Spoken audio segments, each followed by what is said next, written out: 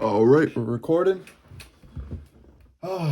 Today's Deuteronomy chapters 21 through 25. Now, I'm going to preface this video. There is a fly in my room trapped. He's trying to get out. And we're going to call him Brian. So if you hear a fly going around, that's just Brian doing a little flying. All right, anyway. Law concerning murder by persons unknown. Chapter 21.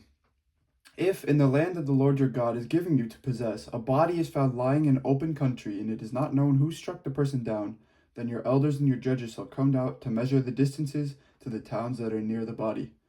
The elder of the town nearest the body shall take a heifer that has never been worked, one that is not pulled in the yoke. The elders of that town shall bring the heifer down to a wadi with the running water, which is neither plowed nor sown, and shall break the heifer's neck there in the wadi. Then the priests, the sons of Levi, shall come forward, for the Lord your God has chosen them to minister to him and to pronounce blessings in the name of the Lord. And by their decision all cases of dispute and assault shall be settled. All the elders of that town nearest the body shall wash their hands over the heifer whose neck was broken in the wadi, and they shall declare, Our hands did not shed this blood, nor were we witnesses to it. Absolve, O Lord, your people Israel, whom you redeemed. Do not let the guilt of innocent blood remain in the midst of your people Israel. They will be absolved of blood guilt. So you shall purge the guilt of innocent blood from your midst, because you must do what is right in the sight of the Lord. When you go out to war against your enemies, and the Lord your God hands them over to you, and you take them captive, suppose you see among the captives a beautiful woman whom you desire and want to marry, and so you bring her home to your house. She shall shave her head, pare her nails, discard her captive's garb, and shall remain in your house for a full month, mourning for her father and mother. After that you may go into her, and be her husband, and she shall be your wife. But if you are not satisfied with her, you shall let her go free, and not sell her for money. You must not treat her as a slave, since you have dishonored her. If a man has two wives,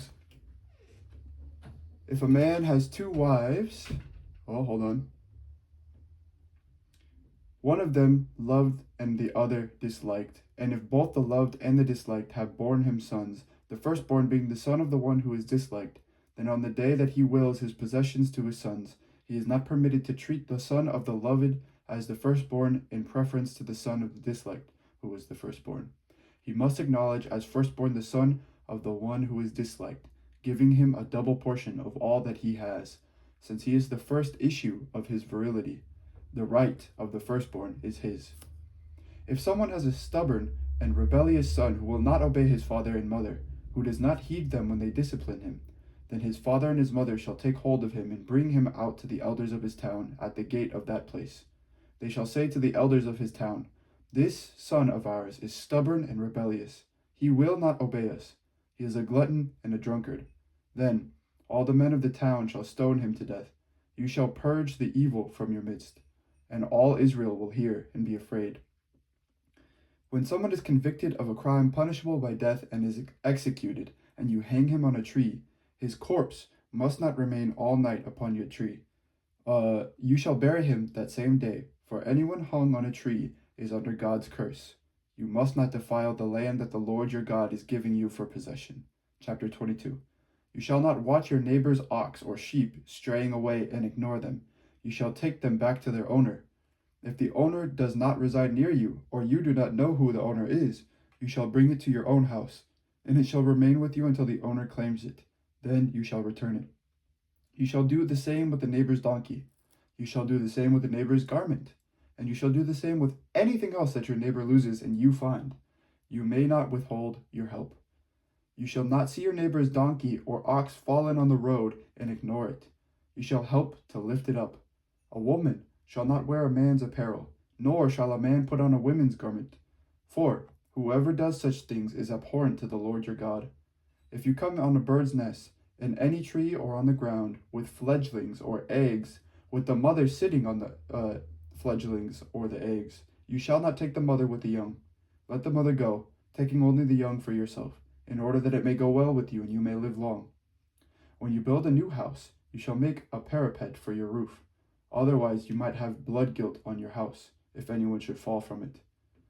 You shall not sow your vineyard with the second kind of seed, or the whole yield will have been forfeited, both the crop that you have sown and the yield of the vineyard itself. You shall not plow with an ox and a donkey yoked together. You shall not wear clothes made of wool and linen woven together. You shall make tassels on the four corners of the cloak with which you cover yourself. Suppose a man marries a woman, but after going into her, he dislikes her and makes up charges against her, slandering her by saying, I married this woman, but when I lay with her, I did not find evidence of her virginity.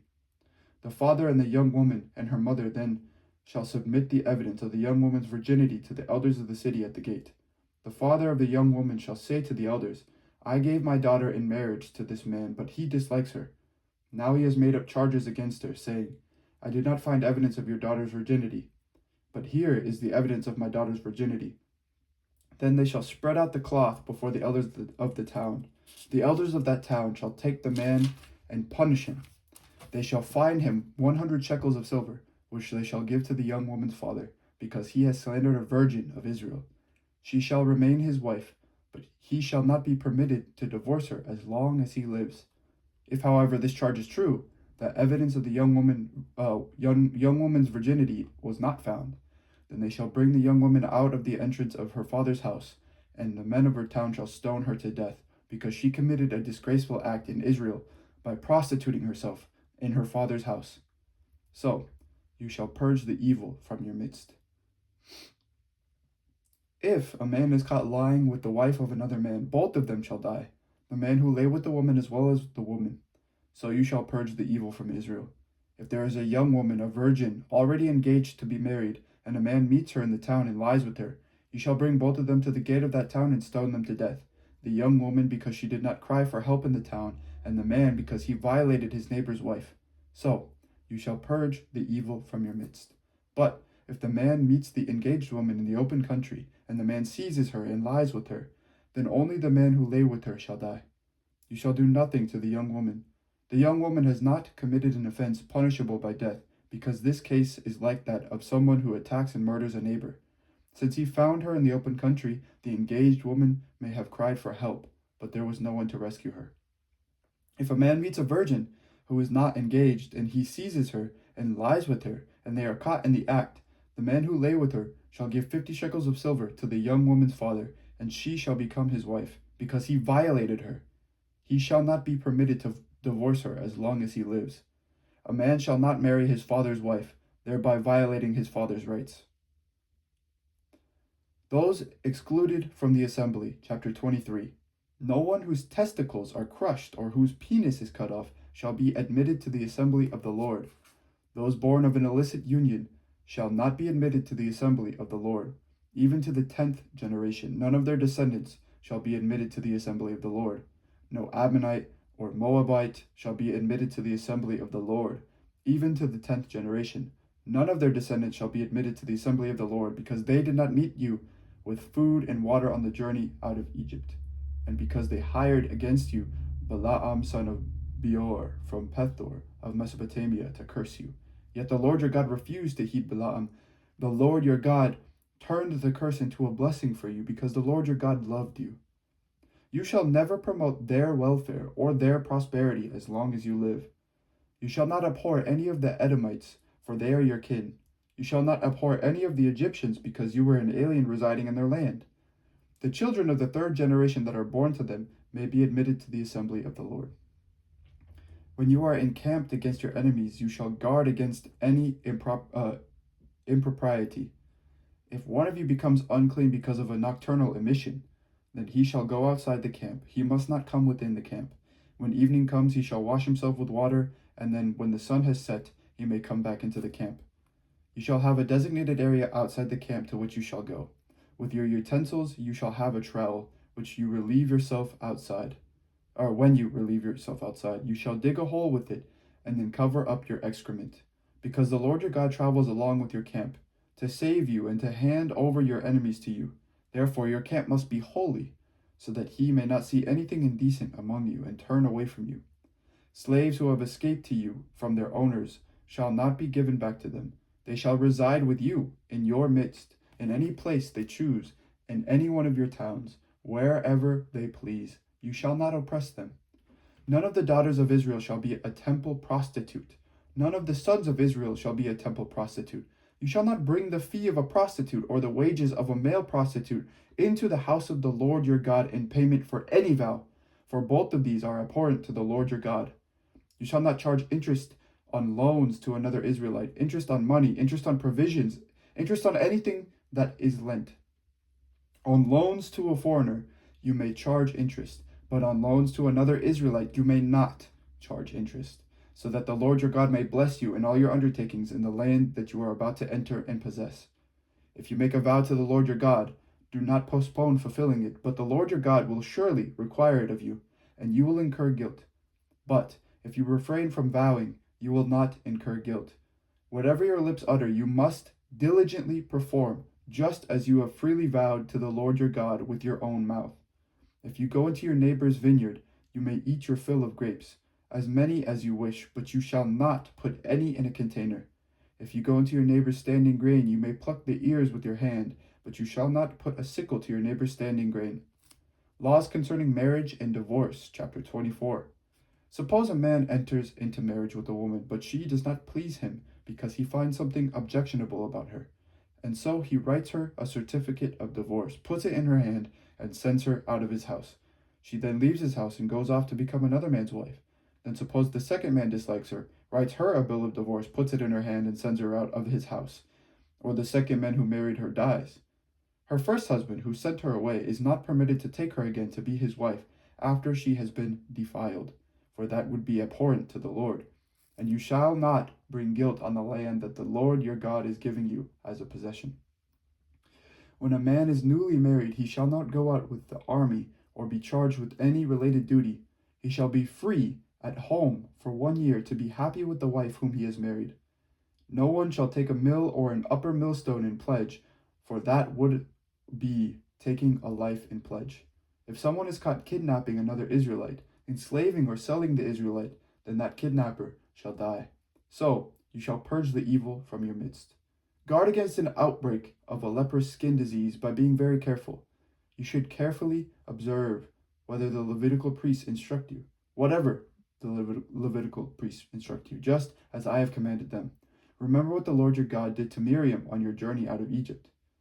When you make your neighbor a loan of any kind, you shall not go into the house to take the pledge. You shall wait outside while the person to whom you are making the loan brings the pledge out to you. If the person is poor, you shall not sleep in the garment given to you as the pledge. You shall give the pledge back by sunset, so that your neighbor may sleep in the cloak and bless you, and it will be your credit before the Lord your God. You shall not withhold the wages of poor and needy laborers, whether other Israelites or aliens who reside in your land in one of your towns. You shall pay them their wages daily before sunset, because they are poor, and their livelihood depends on them. Otherwise they might cry to the Lord against you, and you would incur guilt. Parents shall not be put to death for their children, nor shall children be put to death for their parents. Only for their own crimes may persons be put to death. You shall not deprive a resident alien or an orphan of justice. You shall not take a widow's garment in pledge. Remember that you were a slave in Egypt, and the Lord your God redeemed you from there. Therefore I command you to do this. When you reap your harvest in your field and forget a sheaf in the field, you shall not go back to get it. It shall be left for the alien, the orphan, and the widow, so that the Lord your God may bless you in all your undertakings. When you beat your olive trees, do not strip what is left. It shall be for the alien, the orphan, and the widow. When you gather the grapes of your vineyard, do not glean what is left. It shall be for the alien, the orphan, and the widow. Remember that you were a slave in the land of Egypt. Therefore I am commanding you to do this. Chapter 25. Suppose two persons have a dispute and enter into litigation, and the judges decide between them, declaring one to be in the right and the other to be in the wrong. If the one in the wrong deserves to be flogged, the judge shall make that person lie down and be beaten in his presence with the number of lashes proportionate to the offense. 40 lashes may be given, but not more. If more lashes than these are given, your neighbor will be degraded in your sight. You shall not muzzle an ox while it is treading out the grain. When brothers reside together, and one of them dies and has no son, the wife of the deceased shall not be married outside the family to a stranger. Her husband's brother shall go into her, take her taking her in marriage, and performing the duty of a husband's brother to her. And the firstborn, whom she bears, shall succeed to the name of the deceased brother, so that his name may not be blotted out of Israel. But if the man has no desire to marry his brother's widow, then his brother's widow shall go up to the elders at the gate, and say, My husband's brother refuses to perpetuate his brother's name in Israel. He will not perform the duty of a husband's brother to me. Then the elders of his town shall summon him and speak to him. If he persists, saying, I have no desire to marry her, then his brother's wife shall go up to him in the presence of the elders, pull his sandal off his foot, spit in his face, and declare, This is what is done to the man who does not build up his brother's house. Throughout Israel his family shall be known as the house of him whose sandal was pulled off. If men get into a fight with one another, and the wife of one intervenes to rescue her husband from the grip of his opponent by reaching out and seizing his genitals, you shall cut off her hand, and show no pity. You shall not have in your bag 2 kinds of weights, large and small. You shall not have in your house 2 kinds of measures, large and small. You shall have only a full and honest weight. You shall have only a full and honest measure, so that your days may be long in the land of the Lord your God, that the Lord your God is giving you. For all who do such things, all who act dishonestly, are abhorrent to the Lord your God. Remember what Amalek did to you on your journey out of Egypt, how he attacked you on the way when you were faint and weary, and struck down all who lagged behind you. He did not fear God. Therefore, when the Lord your God has given you rest from all your enemies on every hand, and the land that the Lord your God is giving you as an inheritance to possess, you shall blot out the remembrance of Amalek from under heaven. Do not forget. This is the word of the Lord. Thanks be to God. Sorry. I keep hearing the fly in the background. Anyway, thank you for listening, and all of you have an amazing day. May God bless you today. And keep an eye out for Brian. He's going to be flying around. Anyway, take care, everyone. Bye-bye.